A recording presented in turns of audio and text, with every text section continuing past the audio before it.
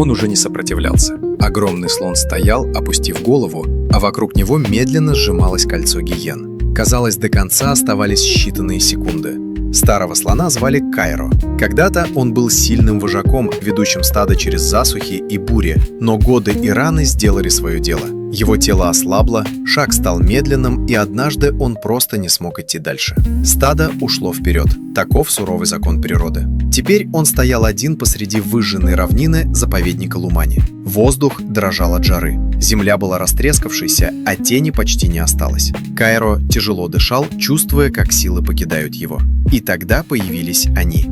Сначала лишь темные точки на горизонте, затем силуэты. Стая гиен двигалась тихо и уверенно, как всегда делают хищники, когда чувствуют слабость. Впереди шел вожак по кличке Зару, старый, осторожный и безошибочно выбирающий момент для атаки. Кайро видел их приближение. Его уши едва шевельнулись, но он не сделал ни шага назад. Не было ни паники, ни попытки убежать. Только усталость и странное спокойствие. Гиены окружили его, держась на расстоянии. Они ждали. Обычно добыча в такие моменты борется, кричит, пытается спастись. Но этот гигант просто стоял, словно уже все решил.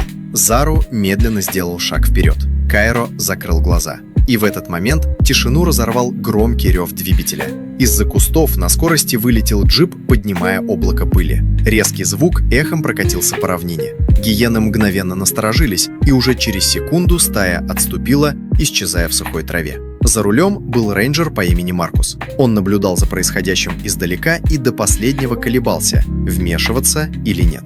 Но увидев, как спокойно слон принимает свою судьбу, он не смог остаться в стороне. Маркус заглушил двигатель и медленно вышел из машины. Каждый его шаг был осторожным. Он знал, одно неверное движение, и испуганное животное может стать опасным. «Спокойно, все уже закончилось», – тихо произнес он. Кайро медленно поднял голову. Их взгляды встретились.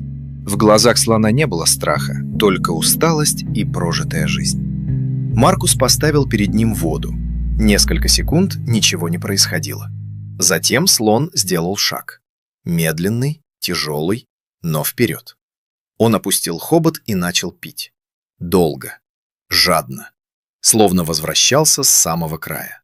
Маркус стоял рядом, не двигаясь. Через некоторое время он вызвал помощь по рации. Спасатели прибыли с прицепом и начали действовать спокойно и аккуратно, мягко направляя ослабленного гиганта. Кайро больше не сопротивлялся. Он будто доверился. Когда его наконец погрузили, он впервые за долгое время опустился на землю и замер. Саванна снова стала тихой, как будто ничего не произошло. Но для Маркуса этот день стал напоминанием. Даже в мире, где выживает сильнейший, иногда все решает один выбор. Выбор не пройти мимо.